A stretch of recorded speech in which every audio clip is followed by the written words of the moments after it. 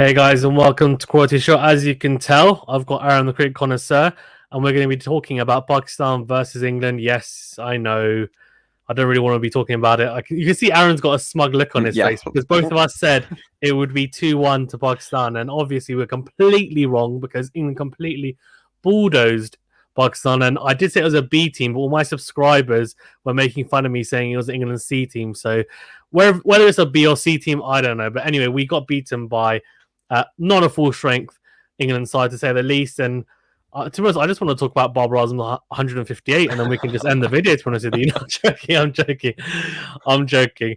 I won't be that mean as to not give you the limelight. But I'm doing it slightly differently today because I think, look, we all know how the series went. England comprehensively outplayed Pakistan, but more than kind of going into it match by match, I just wanted to talk about a couple of the highlights, like performances, and also some of the surprises as well. And I'm going to start off with James Vince. And the reason why is because I feel like I owe him a little bit of an apology for constantly, calling him the Mr. 2030 man and doesn't quite manage to do it. Now, that 100 in the third ODI obviously propelled England to that win as well. And he just looked really, really good. And to be fair, I say he looked really, really good as if like he doesn't always look good. He does always look good. The fact is that he just never manages to convert them. For England anyway. Maiden, Test century for England, if I'm not mistaken. And look, I mean, he looked good in the two innings that he had. He looked very, very good. My main question to you is, one, were you impressed and surprised? And two, do you think that that's enough to start pushing them a little bit more into the looking for an ODI squad where England are so strong? Oh, it's an interesting question, isn't it, Faiz? And it really is. In terms of am I impressed? Absolutely. 100%. I love James Vince. I do not mind going on the record and saying that. You mentioned it already about him always looking so good, so majestic, so graceful, so elegant.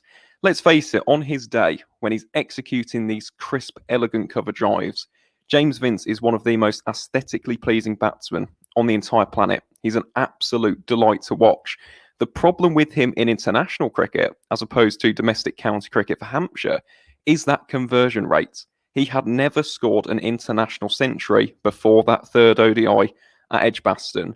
So that moment where he whips away that shot to the boundary, runs out into the middle, takes off his helmet, raises the bat, that was a moment 6 years in the making. 6 years. It was absolutely mind-blowing and breathtaking to watch. It really was, especially as a fan of James Vince's game. And of course, in the past, he has been guilty of getting these starts and not kicking on to the really big 90 plus, 100 plus scores. But in a game where England needed him to step up without any experienced campaigners left in that batting lineup, he played that role to perfection. So James Vince, am I impressed? Absolutely. Absolutely chuffed to pieces for him. What a player. Deserves that moment in the sun, to be honest. In terms of him making a real play now for that England ODI squad for 2023, for example, with the World Cup in India, you've got to think he's on the fringes already. He was in the 2019 World Cup squad. I mean, he came on, didn't he, as a substitute fielder in a couple of games, played a couple of games, actually, in Jason Roy's absence. So James Vince is in there and around that squad. The only problem is, where do you play him? Because he has scored this century batting at number 4. Can England afford to bat James Vince at number 4 when you've got your captain there? I don't think so. That is the only issue. With that being said, though, with James Vince in this vein of form, I suppose, and he has been in form for Hampshire this season as well. Let's not forget, he's been absolutely outstanding in the red ball stuff. I feel like he's definitely put his name in the hat. I just don't see him making that top 4, though, unless there's an injury, which is a bit of a shame because he's obviously a quality player, to say the least. Yeah, agreed. It's interesting though, isn't it? Because I think you're talking about the red ball form, and I think after the century, some of the commentators were saying, "Oh, is he someone who should be considered for the Ashes?" And I was like, "It's just one century. Like, you need to relax." And I'm not saying that he can't do it. Like, he might be able to, but he scored 83 in 2017. Yeah, it needs to have a higher volume of work, right? I think, and yeah, I agree with you. Like 2017, Let's see. Let's see is all I'm going to say. Yeah. Let's move on then to the other kind of performers and maybe some of the newbies. Now, Saki Mahmood, who I'm pretty sure every Pakistan fan is having nightmares of every day for the last week or so, because genuinely he's been phenomenal. Incredible action, really love it, and just gets the ball to nip around off the seam, off the surface, and he's got pace as well. He's got pace. He's very, very difficult, I think, to get away. He seems to be very diligent in his lines and lengths, and I was really impressed with him in the PSL when he didn't actually manage to come back for the second half, but he was way in front of wickets taken. So he is a talent. How impressed were you with him? And do you think now he is in? If you were to pick your England 11, would he be in it? Oh, that's a good question. In terms of am I impressed? Absolutely. Am I surprised? Not at all. Saqib Mahmood is one of the most entertaining and bright prospects in English cricket right now. He has been an absolute revelation for Lancashire County Cricket Club since about 2019. He's always up there in white ball cricket, and even in red ball cricket now, he's really making a surge to prominence for the Red Rose. He's a brilliant, brilliant seam bowler. He's everything you want in a seamer. He's fast, as you said, he's diligent with his line and length. The radar didn't go awry in this series. He just kept his game plan and executed it to perfection. And something which really, really impressed me this series about Saqib Mahmood was the game plan to Babar Azam. And I know before I say this, people are going to say about Babar, having perceived vulnerabilities in the past to Blessing Mazharabani, for example. He did the exact same thing you could argue for Zimbabwe. But for Saqib Mahmood, who is basically in the budding stages of his international career, will have only played Babar on a couple of occasions, let's face it, in the PSL. For him to set up one of the world's very finest batsmen and make them look so uncomfortable at the crease to the point where they're not scoring runs off of his bowling is nothing short of remarkable. And Saqib Mahmood in this series has boosted his stocks in an England shirt tremendously. The fact is, for those of us who've been watching him in county cricket for Lancs, we know that he's capable of this. We see it week in, week out in the North Group in the T20 Blast or in the Royal London One Day Cup or the County Championship. No matter which competition, this guy knows how to take wickets. He's prolific and he's fast as well. That's another key thing about Saqib Mahmood. He's absolutely lightning quick. He's added about 2-3 miles an hour to his game since about 2020. So for me personally, if you are looking at this England squad for 2023, 100% he's in there. Without a shadow of a doubt, he's an absolutely brilliant, electrifying prospect. Does he make the current England side, though? That is a very good question.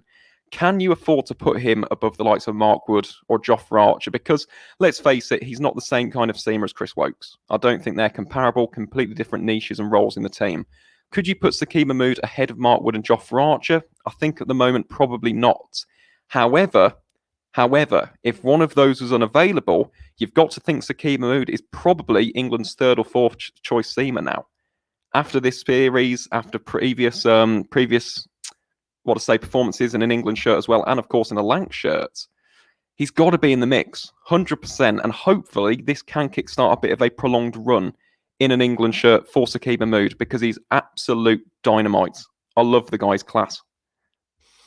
Yeah, I agree. I think he is dynamite, and it's an interesting one because, look, I mean, well, for people that love stats, obviously he was the highest wicket taker by quite some. 9 wickets in 3 games. Yeah, exactly. 9 Staggering. wickets in 3 games, average of 13.6, I think it was. And James Vince, to be fair, I mean, I mentioned him. Obviously, he was the second highest run scorer, only because Babar Azam scored 158. Otherwise, he would have been top. 158 and 79 even average.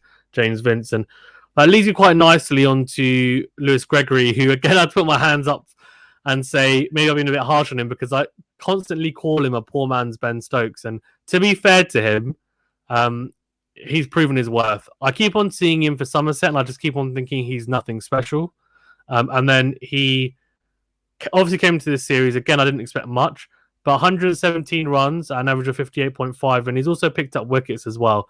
Opening the bowling, getting some vital wickets, and also being pretty miserly as well. Were you impressed with his all-round capabilities? And surely he's now, the second choice after Ben Stokes. If there is anything to happen to him, I would say, in terms of a seeming all-rounder. Oh, it's an interesting one. I wouldn't actually compare him with Ben Stokes. I think if anyone, I'd compare him with Chris Woakes. I think that's actually his niche because I think they're pretty similar in terms of their role. They're new ball bowlers who can bat a bit, and Lewis Gregory showed that he could do both of those in absolute shed loads in this series. In terms of what you said beforehand, Faizan, about not thinking much about him, it's players like that that you actually have to be really wary of and careful of and be quite nervous about because you know they're just going to go in there, perform, and get out there without conceding many runs. And Lewis Gregory did exactly that. In terms of his line and length, absolutely spot on. Caused all sorts of problems for the Pakistan openers and top order across all three games. And with the bat as well. For someone who, I mean, this says it all, is one of the most experienced players in terms of county cricket in terms of county cricket caps, under his belt in that batting lineup. In your first ever ODI series, to shoulder the responsibility alongside the tail, alongside the likes of Bryden Cars, for example, also played second fiddle to James Vince absolutely magnificently, in my opinion, with the bat at Edgbaston. It shows just how supremely talented Lewis Gregory is. And again, for Somerset fans, they'll know this. They've seen him across all three formats. I call him Somerset's Mr. Dependable, because he's not someone who necessarily takes away the headlines like a Tom Banton, for example, a Jack Leach, a Devon Conway. But he's someone who, game in, game out, if you look at his record across the season since about 2018, 2019, he's one of the very finest all-rounders in the country right now. And without a Ben Stokes, who's a generational talent, a Chris Woakes, who's one of the finest all-rounders in the world right now, he would be in that England side. And he has shown that in this series. He's shown it beforehand as well in T20 cricket. So for me, Lewis Gregory, although I don't think he's necessarily become an instant starter now by any means, again, in terms of periphery and fringe players, I think Lewis Gregory is a perfect backup for Chris Woakes. And again, how brilliant is that for England? Let's say something did happen to one of their all-rounders and they need someone to fulfill that niche in the squad. Lewis Gregory's your man. That is an absolute luxury to have as an international outfit. Yeah, I agree. I think it just shows the strength and depth in the white ball cricket in England at the moment, and it's a testament really to maybe the attacking ethos adopted even by O Morgan since 2015, and seems to have trickled down into the county circuit, where clearly people are taking white ball cricket more seriously, which is number one. But number two, it seems that there's more of a fever around it. Obviously, the 2019 knock-on, we're starting to see a little bit of a knock-on effect now. Obviously, it's only been a couple of years, but we will see more of it, and it will only continue to grow. So it shows, I think, how impressive the England kind of county system is in terms of white ball cricket anyway, that they can rock up with a team where, let's be honest, I mean, only Ben Stokes and, really there weren't many notable first teamers in there that you'd put in there, right? When they rocked up against a full strength Pakistan side and they beat them 3-0. So I think that is a testament to the system, but also to the players as well, because they stepped up. And Bryden Cars, you mentioned, who was really good as well, 6 wickets at an average 22. And he's someone who, look, I'm going to be honest, I know vaguely about, but I didn't think, class. Yeah, he is class. He is. So he is. He again, similar to Suckerman, he's got pace. He's a bit different though. He's more of a Liam Plunkett in the middle overs. Hits the back, the splice hard, right? Hits those good areas, and then basically just he really invites the batsman into mistakes, and that's what happened, and that's how he got his fifer. So it is Liam Plunkett-esque, but and this is no offense to Liam Plunkett, but I feel like he looks a little bit better doing it, probably because he's got a bit more pace. But to be fair, Plunkett had a bit of pace about him for a few years, where he managed to get his pace up. So Bryden Cott's that similar player, but also can bat a little bit like Liam Plunkett could. So that's why there's that comparison being kind of being drawn, which is interesting. I guess that we have to talk a little bit about Pakistan, which I really don't want to do. But I mean, I'm just going to pass on to you as someone who isn't a Pakistan fan. I'm not going to ask you where it went wrong, because I think there's a lot of factors. But let's start off with one of the more glaring ones, which is the fielding. Yes. And watching that, it was and I'm not going to swear on my own channel, but it was just a circus really of just absolute carnage. I mean, Ben Stokes in that third ODI, I think he got dropped twice before nicking behind, and the first one was an absolute dolly, like genuinely a dolly, and it almost seems like since Mickey Arthur's left, since that 2017 Champions Trophy, winning it right, fielding. Somehow he managed to get us up to a really good standard, and since has just continually got worse and worse and worse. But now it's got to a point where it's like, guys, you're going to lose matches because of it. And that third ODI was close enough where I could have said, you know what, fielded better, we're probably winning that if we actually field to the level we need to. What are your thoughts? What needs to happen? Oh, it's an interesting one, isn't it? Because I completely agree with you, Faizan. Some of the fielding in display from Pakistan in this series was really, really, really, really lackluster and underwhelming. Like it's not modern cricket. And I know this is so cliche, but catches win your matches. And it is so true. In a tight game like that third ODI Edgbaston, you cannot afford to let those opportunities slip. Not against an England side. And it's all well and good saying they're an England third tier side or second tier side, but they're still top quality cricketers. If you make a mistake, if you allow them to get off the hook, they will punish that mistake instantly. They will not let up. So for me, Pakistan definitely need to improve their fielding. The only problem is, how do you do that? Because this is something, let's face it, apart from that era under Mickey Arthur, has been a common theme and a recurring theme in Pakistan cricket. It's systemic, unfortunately. So I think it's as you said, like it's a cultural thing because well, just as like a historical point, like in Pakistan, obviously, historically it was like the grounds right underneath it was concrete, and the ground was so hard that people didn't want to dive on them, basically. But the issue is that nowadays the pitches are not like that. But what's happened is because that older generation didn't used to slide, because again they literally if they slide their knee would the flesh would come off their knee, right? Like that's so that basically just wasn't a thing. And it's similar with India as well, right? That subcontinent. But India have got to a stage where obviously they've got the infrastructure, they developed more. To be fair, they had a series against, I think it was Australia, where the fielding was a bit poor, but overall their fielding has been very, very good. India for a number of years now, it's got a lot better, and it is now towards the top of the game. Pakistan, as you said, I think unfortunately there's not enough emphasis put on it, whereas Mickey Arthur did. Misbah, it seems like someone who would, but then I don't know. And I think again it's a cultural thing where unfortunately coming up through the ranks, I don't think there's a huge emphasis on it, and maybe the pitches need to be better, because if you're at home and you're playing majority of your matches trying to get into the Pakistan side, you're not sliding, and you're worried that your shin's going to get destroyed on the outfield. Then as soon as you go to play in Pakistan, you think, like in that split second where you need to make a decision, you're not going to slide because you're not used to it. So I think there's a couple of factors in there, but it's disappointing. I think, to be honest, it's disappointing. It is, Faizan, but again, I completely understand that point. And let's face it, conditions and, overarching circumstances are different in every single country. Of course they are. Not every single country is like England or India or Australia or the West Indies. They aren't. But with that being said, even if you can't slide, that does not excuse a lack of catching. There does need to be more emphasis on this. Okay, it has to happen. In 2021, you cannot be lackadaisical in your fielding. You can't. Look at the world's best sides. Look at England, for example, at the moment, and they go out there and they fight for every single run. They dive all over the place. They take catches when they can. And if one goes down, the heads don't drop. They get straight back up. Let's create another opportunity. So for me, 100%, there needs to be an increased focus on fielding. And a fantastic example of this, actually, if you look at Ireland versus South Africa the other day, and you look at that Irish outfit, look how much they wanted that with their fielding.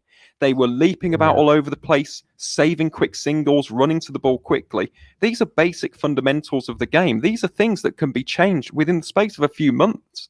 Yeah. So in my opinion, 100%, there needs to be an increased focus on fielding, in particular ground fielding as well, because even if the conditions aren't great. As you said, getting to the ball and closing the angle down. Just watch footage of Ravindra Jadeja, for example, or Ben Stokes. Look at them cutting the angle down, preventing these quick 1s and 2s, because in the moment, it seems completely irrelevant. But when you look at the wider aspect of the game, those are absolute gold dust.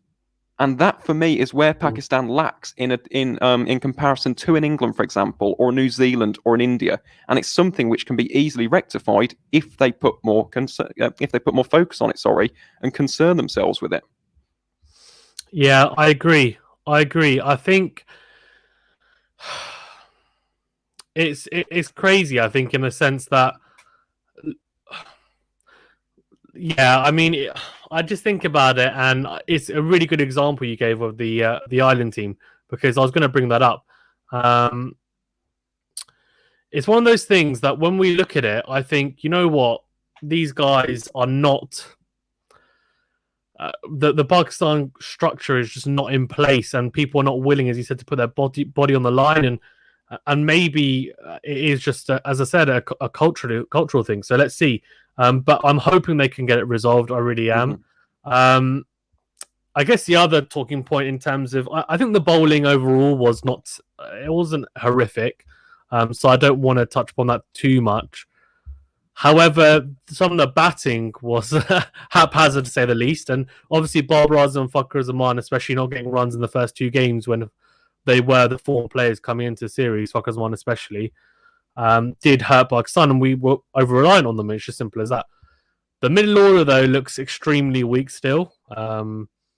Let's see what happens with that. I wanted to ask you, in terms of looking at it from the outside in, as an England fan, though, looking at that Pakistan lineup, what did you think in terms of the performances of that kind of top 6, top 7? To be honest, Fayos, not that great. I'm going to be honest. I was really, really underwhelmed yet again with the middle order. And it's something which we have discussed time and time and time again on these shows. And there just doesn't seem to be a resolution to it. It's as simple as that. And something which I discussed with Asjad, Cricket for Us, on an earlier show, was about Pakistan's reliance on the PSL right now to actually pick middle order batsmen. Look how many of the batsmen have come from the PSL. Look at Saheed Maqsood, for example. He has not been playing a load of list A cricket, but he had a fantastic PSL, and all of a sudden, he's in the 50-over team. They did the exact same thing with putting Hyder Ali in the middle order. They did the exact same thing with Asif Ali, with Iftikhar Ahmed, for example. They've got all of these PSL players who are T20 specialists and putting them in a one-day environment. Now, one person I would just like to give a lot of credit to, aside from Babar Azam, because that 158 was absolutely extraordinary. I applauded it. I absolutely loved every single second of that. For those who don't know, Babar Azam, one of my absolute favourite batsmen on the planet right now. He's so imperious, he's so elegant, he's so graceful at the crease. But that was a fantastic innings. But in terms of the batsmen in that top 6, who I would like to mention was Sol Shakil. He showed some fights, he showed some character, some tenacity with that 56. When wickets were falling all around him, he dug deep, he entrenched himself, and he applied himself expertly in the situation. And it was a very, very tough situation for an inexperienced batsman in ODI cricket to put themselves in. So for that reason, Shakil definitely has a bit of a shout out. But again, as a unit, England, exceptional bowling aside, it just was not good enough from Pakistan in this series. And I know that there's been a lot of criticisms, a lot of critiques, a lot of comments about the bowling attack. But let's face it, in that first ODI, for example, how on earth are you ever meant to defend 142 runs in an ODI in 50 overs against England? I don't even think they'll be able to defend that against any other team in the world. It's not enough runs. It's as simple as that. So for me personally, in terms of the series, batting wasn't cohesive enough. I don't think they batted well as a unit. Again, time will tell as to whether or not they can improve that. They were fantastic against South Africa, for example. The bowling wasn't great and the fielding was appalling. So a very, very disappointing series for Pakistan. But again, you look at a series like this, and this is a moment. You take this as a moment. Are you going to improve the side? Are you going to address those concerns and improve? Or are we going to maintain the status quo? Are we going to keep on making those selection mistakes? Are we going to keep on allowing the fielding to cost them games? And that will be the make or break of Misbah as the coach of this Pakistan outfit. And this, we're moaning about it now as Pakistan fans. I mean, obviously I'm here in my England shirt, but I love Pakistan cricket. I think it's brilliant and I love the PSL. But this could be a seminal moment. This could be the moment, the series, the breaking point, for example, just like England when we lost to Bangladesh in 2015, where the coaching staff go, you know what, this isn't good enough. Let's implement XYZ changes and let's make something of this team. And let's actually exploit the true potential and caliber of this group of players to excel us to the next level in international cricket. I really hope so. Because I think a lot of Pakistan fans are pretty alienated at the moment with the cricket being played, and I think it's just way too bits and pieces. We don't know what's, as you said, there's no cohesiveness. I think in the team as a whole at the moment, and there's a couple of players that are making it kind of papering over the cracks, like Babar Azam, Shaheen Afridi, Hassan Ali, Mohammad Rizwan. But we just don't have that. We don't have bench strength. It's simple. We don't. And unlike a team like in England that do, like clearly, because they just cleaned us up with, a very, and their weakened side is not a weakened side for other teams, but for someone like Pakistan, right?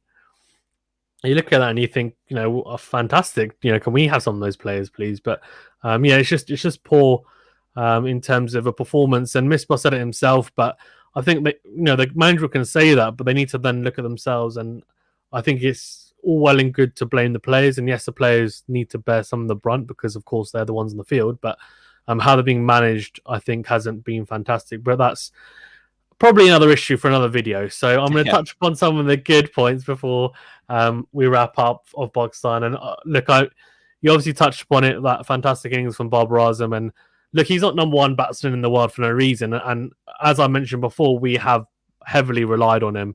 And when he hasn't performed, as we saw in the first two games, we got completely trounced. And the third game, we had a chance to win it. England did very well, I think, to be fair, and the fielding just wasn't good enough. But the batting wise, Babar Azam was fantastic. Mohammad Rizwan was really, really good as well and has been one of the form players. Do you want to touch upon those two a little bit? Yeah, because I love them both. I think they're absolutely quality. So I've got absolutely no problem praising those two. They're two of my favourite batsmen probably in the whole subcontinent. They're absolutely fantastic batsmen. In particular, Babar Azam. And again, I could wax lyrical about him for hours and hours and hours. I love watching this guy bat. In 2019, I was in the Stanley Barnes stand, the upper one, so the temporary stand at Edgbaston, watching what I would describe as the best ODI knock I've ever seen live in a stadium when he scored that masterful century against New Zealand. He's so good to watch live in the flesh. So if you have an opportunity to watch Babar Azam live in a stadium, take it. That's my first piece of advice, because it's 100% worth the price of admission. And in terms of that 158 as well, what an innings. What an innings. I thought at one point, I'm going to be honest, I thought he was destined for a double century, because he was just middling absolutely everything. And something that I love about Babar Azam, and I mentioned this about the world's greatest players right now, so the likes of Babar, Kane Williamson, Virat Kohli, Steve Smith, Joe Root, they aren't the most powerful players. They don't destroy you with a barrage of fours and sixes. They pick apart and exploit all the weaknesses of the opposition bowling attack. They pick gaps, they rotate the strike, they dig in when needed and explode onto the scene as their innings progresses, and they build a bit of confidence and rhythm. And that is something which Babar Azam does to absolute perfection. So although it is disappointing this series, I think that is a massive, massive highlight to take away. It's a personal achievement as well for Babar Azam. Scored 150 at Edgbaston on an excellent surface, it has to be said, from Gary Barnwell and his staff. And then with regards to Mohammad Rizwan, again, someone else to be positive about. I always look at him, and he is one of my absolute favourite characters to discuss, because I think back to when I first started watching him in the PSL. And to me, you mentioned about bits and pieces, Faizan. I wouldn't describe him as that, okay? But I'd describe him as someone who was very, very inconsistent, relied far too much on these innovative scoop shots and ramp shots and doing all of these different tricks and all stuff like that, instead of just doing the basics well. And this reinvented version of Mohammad Rizwan, not only in the test arena, but in white ball cricket as well, one who utilises the basics to his advantage, plays these lovely drives, these attacking shots down the ground. He is a beautiful batsman to watch. He really is, and an absolute delight to watch as a cricket fan. So for me, those two, you can say, can they hold their heads up high? Because again, you've lost the series 3-0. And I suppose Babar's captaincy has been called into question in this series as well. But in terms of their batting performances, I think out of a pretty shaky top six in this series, those two are definitely the standouts and will be for a number of years, may I just add, because they're both absolute quality. Yeah, agreed. It's hard to disagree with what you said. I think, yeah, they are really the pillars of the Pakistan batting lineup at the moment. But we don't have too much else. In ODIs, actually, normally with Imam Al Haq and Fakhar Zaman, we're pretty competitive because they've just got such good records. But they just didn't both fire at the same time or really fire at all, apart from Imam Al Haq getting that 50 in the third ODI. To finish up, then, I guess, I mean, this has got to be one of the most impressive ODI displays from England in a bit of time, considering what happened. Where would you, I guess, rate this in terms of wins? And can you see, considering that now England are going to be at full strength for the T20s, how do you see that going? I guess in terms of a prediction.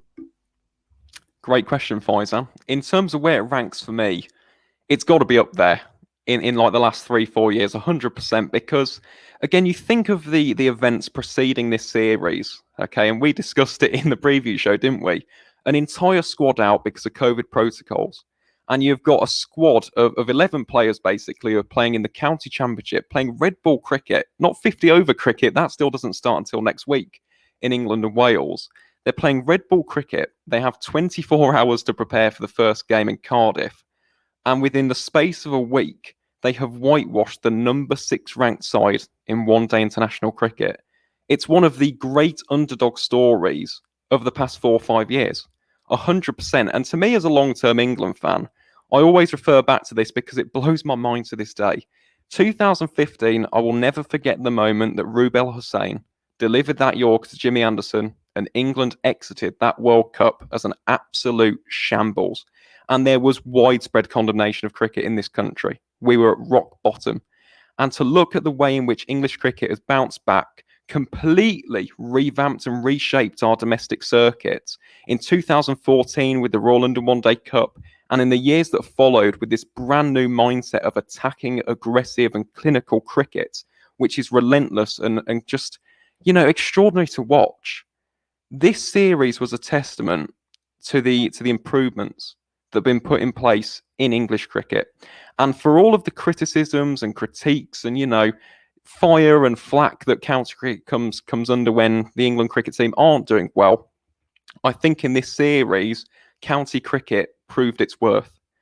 In the hour of need, when England were without basically every single player, Ben Stokes aside, county cricketers stepped up to the plate and delivered a 3-0 whitewash.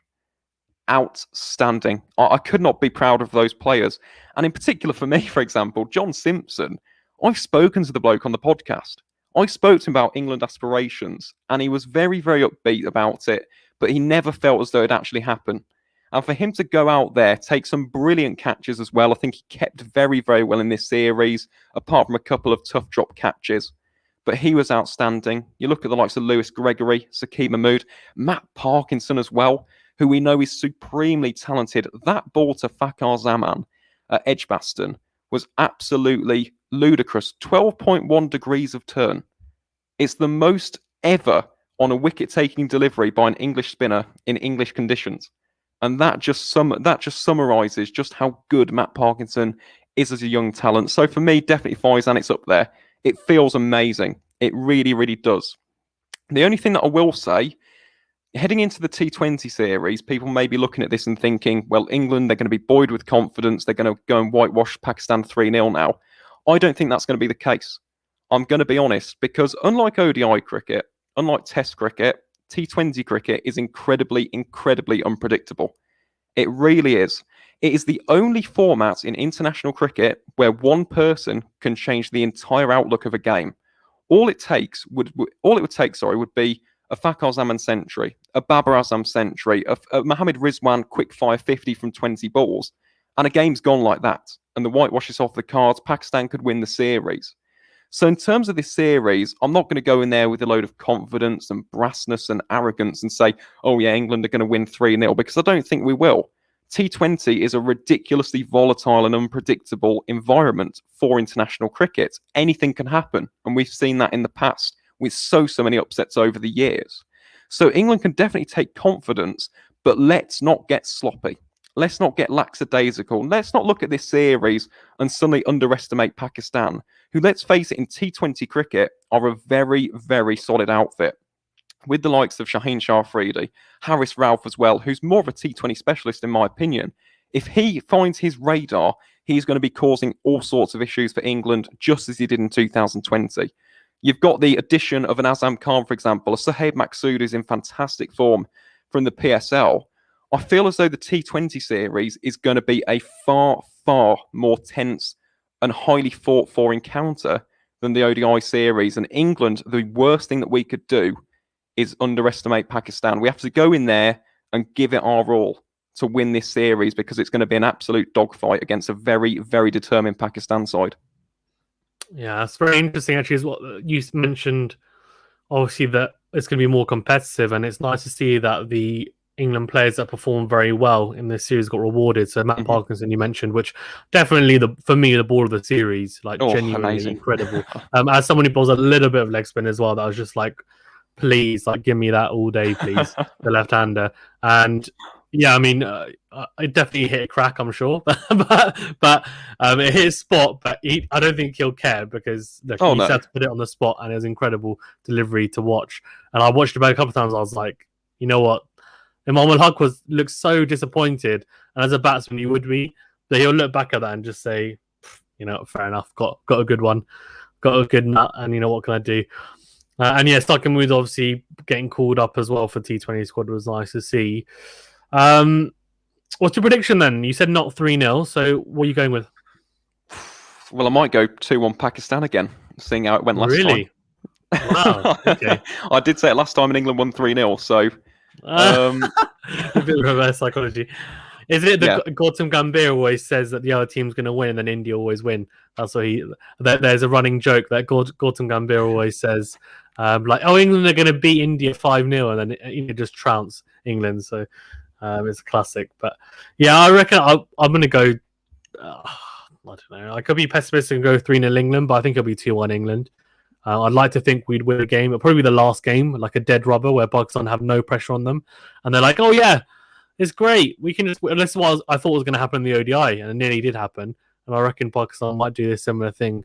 I actually see it differently. I'm going to be honest. I see it differently. I think Pakistan could win the series opener.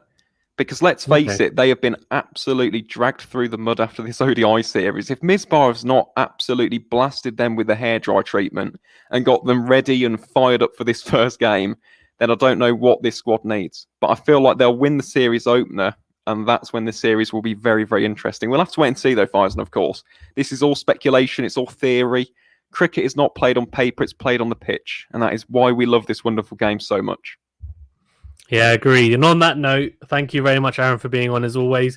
Guys, of course, you know where to find him on all good podcast platforms. The County Cricketer, go and check him out. As he said, like, he interviewed John Simpson, so fantastic to have him on, who's just made his England debut, and obviously the wicketkeeper there, fantastic keeper. And, you know, I'm sure there's a lot more people on there. So, yeah, definitely do check it out. And, yeah, check me out as well, but you're already on the channel, so you will be. Please remember to as well like the video and subscribe to the channel if you haven't already, and also go over to the County Cricketer and leave a nice review, which I know is the mode of I guess contacting and showing your love for the podcast. Thanks again, Aaron, and we'll see you soon.